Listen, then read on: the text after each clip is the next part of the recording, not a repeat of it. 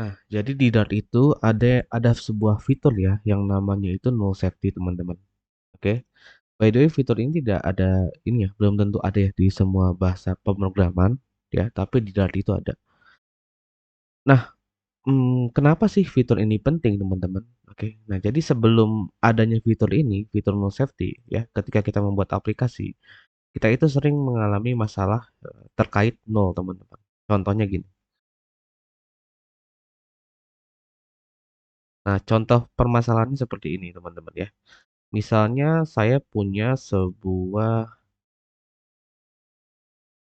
sebuah set widget di sini ya. Kita belum masuk ke Flutter ya, teman-teman ya. Mari kita fokus ke null safety-nya. Let's say di sini saya punya sebuah halaman di Flutter, lalu saya punya sebuah variabel.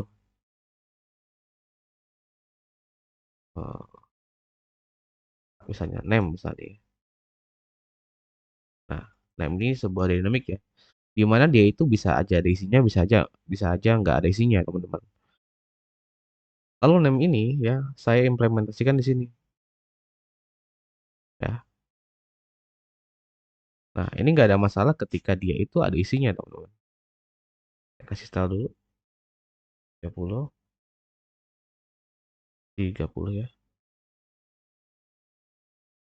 Nah, kalau ada isinya ya nggak masalah, teman-teman. Tapi gimana kalau misalnya ternyata nilainya itu nol? Nah, ini menjadi masalah, teman-teman. Ya, kita akan mendapatkan exception seperti ini. Ya, null is not subtype of string. Kenapa? Karena si teks ini seharusnya diisi oleh string. Ya, sebuah string. Tahunya dari mana? Dari sini. Teman-teman buka. Nah, dia itu seharusnya diisi string. Tapi di sini kita isi dengan null. Ya, sehingga kita mendapatkan exception yang seperti ini. Ya, muncullah error seperti ini, teman-teman.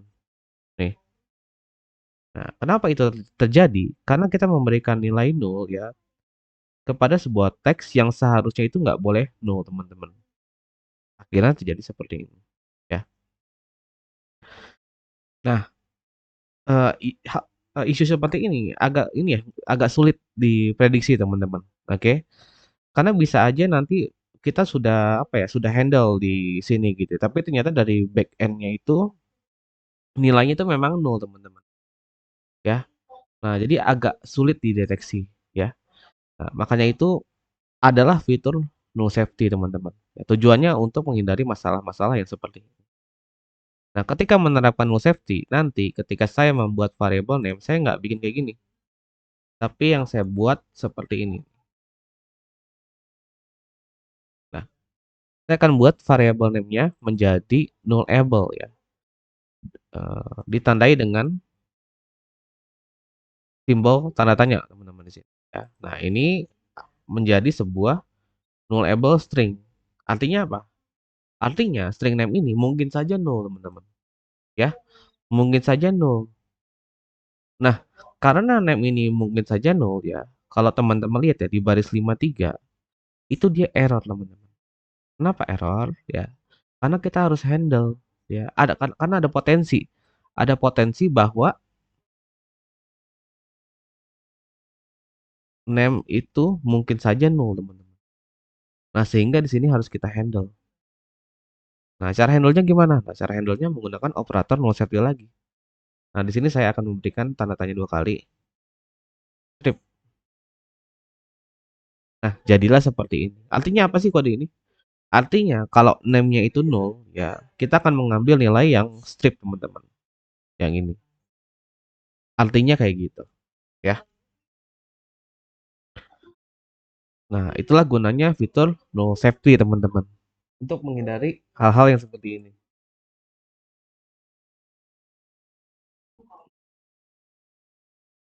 Oke, seperti itu ya, teman-teman. Idenya kayak gitu ya. Kenapa fitur null safety ini tuh ada? Nah, harapannya apa? Harapannya nanti ketika teman-teman rilis aplikasinya, ya teman-teman nggak mengalami masalah masalah kayak tadi tuh ya. Layarnya tiba-tiba merah atau abu-abu gitu ya. Padahal udah dirilis, udah masuk ke Play Store, tapi dapat error kayak gini, teman-teman. Nah, tujuannya itu ya. Dan kalau sekarang sih null safety ini wajib ya di Flutter, oke. Di versi Flutter terbaru ya sudah wajib, teman-teman. Jadi ya harus teman-teman harus bisa ya eh, menerapkan fitur null safety. Oke. Nah, idenya kayak gini. Kalau kita ingin mendeklarasikan variabel ya, dan kita ingin membuat dia itu menjadi nullable ya. Nullable itu artinya boleh null, teman-teman ya. Nah, kalau kita ingin membuat dia menjadi nullable, gampang ya. Tinggal kita kasih tanda tanya di sini. Ya, artinya string name ini adalah nullable string. Yang ini adalah nullable integer. Yang ini adalah nullable double. Yang ini adalah nullable boolean, teman-teman. Yang ini adalah nullable datetime. Seperti itu ya. Nah, tapi kalau nggak kita pakein tanda tanya di sini ya, nah berarti dia menjadi non-nullable. Artinya apa? Artinya dia itu sudah bisa kita pastikan ada nilainya, teman-teman. Contohnya gini. Kalau name-nya saya bikin kayak gini, nah dia ini udah pasti ada nilainya, teman-teman. Nah, makanya itu di sini nggak perlu di-handle nih. Kenapa? Karena name ini sudah pasti ada nilainya, ya. Jadi nggak perlu saya handle. Kayak gitu. Nah, berarti kita mendeklarasikan variabel name sebagai non-nullable ya. Sesimpel itu sih, teman-teman. Kita lagi contoh lainnya. Nah, bisa juga diimplementasikan pada list, teman-teman ya. List tanda tanya numbers. Nah, itu berarti list ini bisa saja nol nilainya ya. Nah, ini pun sama, bisa saja nol. Mapnya juga sama nih, dikasih tanda tanya, teman-teman. Nah, untuk map ini hati-hati ya. Untuk map ini hati-hati ya. Kenapa? Karena gini, teman-teman. Nah, kalau teman-teman bikin kayak gini ya berarti mapnya itu mungkin saja nol. Oke. Nah, tapi kalau teman-teman bikin kayak gini, nah itu artinya beda ya. Ini artinya value-nya yang boleh nol, teman-teman. Kayak gini. Nah, ya, kalau teman-teman bikin kayak gini ya. Nah, diingat lagi ya basic dari map. String di sini adalah tipenya ya, key-nya, tipe data dari key-nya. Dan ya string yang kedua ini adalah tipe data dari value-nya, teman-teman. Nah, kalau saya bikin seperti ini berarti value-nya menjadi nullable ya. Value-nya boleh null. Tapi kalau saya bikin kayak gini, nah value-nya nggak bisa null. Gitu, teman-teman. Kita lihat lagi. Nah, ini contohnya di fungsi set juga bisa ya, teman-teman ya. Nah, ini kalau kita nggak kasih tanda tanya ya berarti dia menjadi non-nullable ya. Kita bisa pastikan dia itu punya nilai, teman-teman. Oke? Lalu kita lihat. Oh ya, satu lagi, kalau teman-teman bikinnya dia jadi non-nullable, pastikan dia itu tidak ini ya tiba-tiba tidak tiba-tiba jadi nol, teman-teman ya. Nah, karena itu itu tuh semacam kita membuat apa ya? Membuat kesepakatan ya atau semacam kita berjanji gitu ya. Kalau misalnya numbers ini tuh tidak mungkin nol, teman-teman ya. Nah, gitu ya. Jadi hati-hati, teman-teman. Gunakan jika perlu. Kalau nggak perlu ya jangan dipakai. Nah, ini namanya ya. Namanya ini adalah null aware assignment operator ya. Jadi ini salah satu operator null safety juga ya. Bentuknya seperti ini. Number tanda tanya dua kali sama dengan nol. Oke. Ini tuh maksudnya apa? Ini tuh maksudnya kayak gini. Misalnya saya punya sebuah variabel number ya yang mungkin saja nol ya. Lalu di sini saya bikin number 2 ya misalnya. Nah, saya definisikan number kayak gini, teman-teman. Number 2 atau gimana ya? Atau saya samain aja dengan yang sampel di situ ya. Number sama dengan nol. Nah, ini tuh artinya apa sih? Ya. Artinya itu ya, kita ingin memberi nilai terhadap number ya. Nilainya itu kita atur menjadi nol. Kalau apa? Kalau misalnya numbernya itu nol. Maksudnya seperti itu ya. Nah, ini versi if-nya itu kayak gini, teman-teman. Nanti kita belajar if ya. Which versi if-nya kayak gini. If number sama dengan nol ya, number sama dengan nol. Nah, ini versi if-nya seperti ini. Nah, tapi dengan operator null safety kita bisa bikin kodenya lebih pendek ya. Jadinya kayak gini. Jadi kalau teman-teman lihat null aware assignment operator ya, yang seperti ini ya, tanda tanya dua kali sama dengan, itu artinya jika nilainya nol, maka nilai yang desain adalah nol.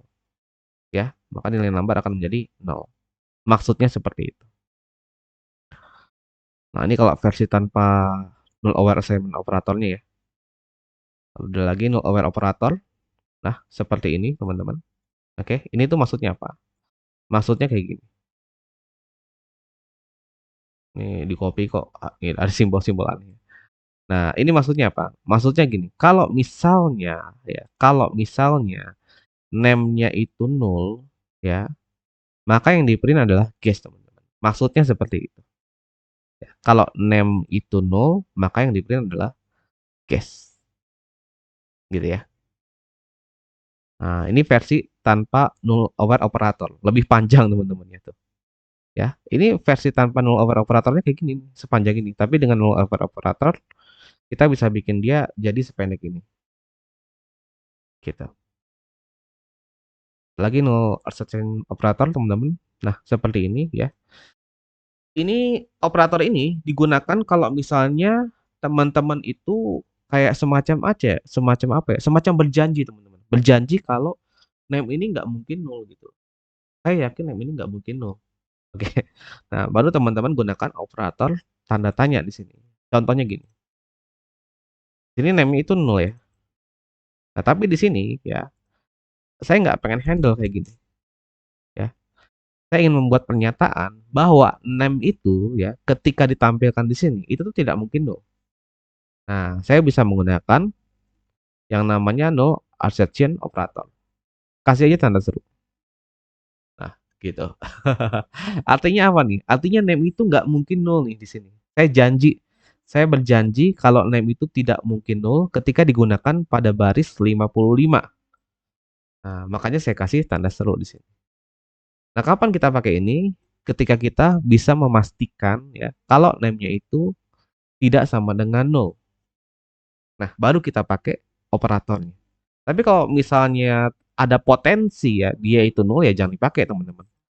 Kalau ada potensi nol ya teman-teman handle. Bisa seperti ini ya. Kalau name-nya nol, nah kita gunakan nilai yang kanan. Gitu. Tapi kalau teman-teman yakin dia itu nggak mungkin nol, bisa pakai tanda seru. Gitu ya. Nah, ada lagi null aware access operator teman-teman. Ini buat apa? Buat gini teman-teman. Misalnya saya punya number di sini. Number ya 25 ya. Nah, di sini saya bikin kayak gini. Number string. Nah, number ini kan mungkin saja nol, teman-teman, ya. Number ini mungkin saja nol. Oke. Dengan saya pengen pakai toString di sini. Ini kenapa nih? Coba kita lihat. It's number. Nah, number ini mungkin saja nol, teman-teman. Nah, ini nggak kedetek ya sama linternya nih. Saya mau tunjukin ke teman-teman sih. Cuman gitu nggak kedetek. Coba kayak gini.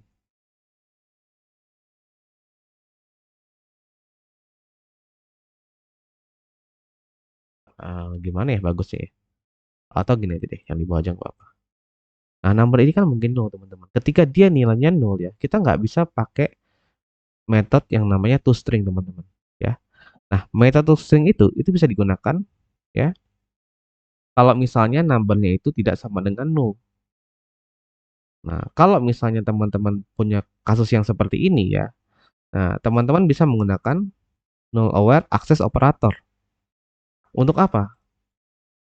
Untuk membuat pernyataan ya, metode toString ini ya atau properti toString atau metode toString teman-teman itu hanya dipanggil ya kalau misalnya numbernya itu tidak sama dengan nol. Maksudnya seperti itu teman-teman ya. Nah, ini memang sih akan lebih banyak digunakan nanti ya kalau teman-teman sudah bermain-main dengan objek ya teman-teman ya. Nah, itu akan banyak kita gunakan sih gitu. Tapi kalau misalnya dia nggak mungkin nol ya teman-teman bisa kasih tanda seru di sini ya. Artinya bro ini nggak mungkin nol gitu. Kita lihat lagi null aware. spread operator. Nah, ini saya jujur masih jarang pakai juga sih ini. Ini adalah operator null safety juga, teman-teman ya. Nah, digunakan untuk menambahkan list ke dalam list ya sebenarnya. Jadi kalau list itu, misalnya saya punya list ya, list numbers 1, 2, 3, 4 ya, 5.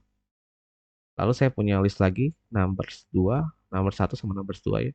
Nah, saya ingin menambahkan isi dari list number 1 ke numbers 2 ya. Nah, sebenarnya bisa sih kayak gini. Add all. Nah, kita bisa pakai metode add all. Nah, tapi gimana kalau misalnya saya ingin menambahkan angka 1, 2, 3, 4-nya itu di sini, teman-teman. Sebelum angka 20. Nah, ini kan nggak bisa pakai add all ya. Caranya itu bisa menggunakan split operator. Gini. Nah, ya. Nah, caranya seperti ini. Tapi gimana kalau misalnya numbersnya itu bisa null? Ya, nullable list. Nah, kalau dia sebuah nullable list, kita bisa pakai tanda tanya di sini. Ya, null aware spread operator. Artinya apa? Artinya kita hanya akan menambahkan list number 1 ke dalam number 2 kalau misalnya ya number satunya itu nggak null, teman-teman. Ya, maksudnya seperti itu. Gitu ya. Ketimbang kita pakai if kan lebih repot nih. Nah, kalau pakai if jadinya kan kayak gini. Nah, ini kan lebih lebih merepotkan, teman-teman ya. Nah, dengan operator null safety bakal lebih pendek kodenya. Gitu.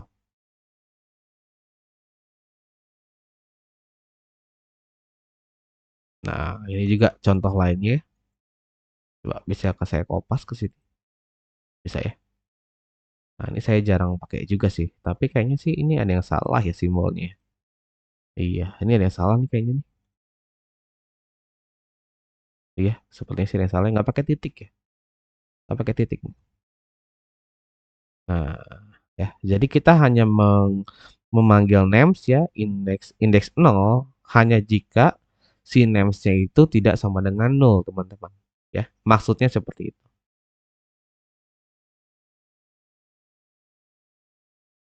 Nah, ini apa? Oke. Nah, ini mungkin teman-teman masih baru ya dengan operator-operator seperti spread operator ya. Lalu ada lagi cascade operator, teman-teman. Nah, ini tuh maksudnya apa? Ini tuh maksudnya kayak gini. Misalnya saya punya sebuah kelas ya. Kita belum masuk OOP ya. Jadi nggak apa-apa, teman-teman nggak harus paham-paham banget nih terkait OOP-nya untuk sekarang. Misalnya saya punya objek, my object ya, my object ini ganti aja deh my class. Nah, kayak gini, teman-teman. Jadi kita punya sebuah objek, oke. Lalu kita punya metode di dalamnya, save, misalnya save sama delete ya. Oke. Nah, tapi si objek ini tuh nullable, teman-teman, ya. Objek ini mungkin saja null, ya. Nah, sedangkan saya ingin memanggil metode delete misalnya. Nah, ini kan nggak bisa, teman-teman ya. Karena mungkin saja my objeknya itu null. Oke. Nah, itu bisa kita handle dengan ya operator tanda tanya sekali seperti ini. Atau kalau kita misalnya menggunakan cascade operator ya. Nah, ini nanti saya jelaskan ya itu tuh ngapain sih itu gitu ya. Itu ngapain sih? Delete sama apa ya tadi kita bikin ya? Save ya. Oke.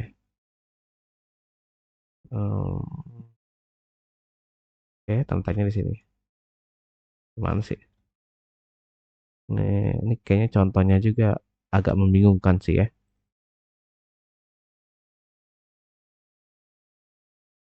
Karena seru bisa ya.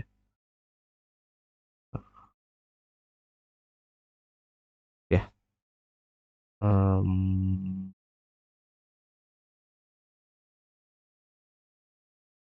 Nah, jadi cascade operator itu idenya seperti ini, teman-teman. Ya, jadi kalau kita bikin objek ya di Dart ya, itu kan kita bisa panggil metodenya nanti, teman-teman. Nah, tanpa cascade operator, ya kita harus tuliskan seperti ini nih, satu persatu. Nah, dengan cascade operator ya, kita bisa membuat ya kode yang sama ya, tapi dengan versi yang lebih pendek. Ya, caranya dikasih titik dua lalu kita panggil method delete. Kasih tik 2 lagi, lalu kita panggil method set ya. Jadi kode yang ini pada dasarnya sama dengan ini ya. Gitu. Dengan cascade operator. Nah, sedangkan null aware cascade operator adalah operator null settingnya ya. Kalau misalnya my object-nya itu null, teman-teman. Nah, gitu ya. Jadinya seperti ini. Nah, gitu teman-teman. Ini ada backtick 2 kali. Jadi error. Nah, gitu ya teman-teman. Jadi kalau method delete itu hanya dipanggil kalau misalnya my object-nya itu tidak null ya. Maksudnya seperti itu. Oke.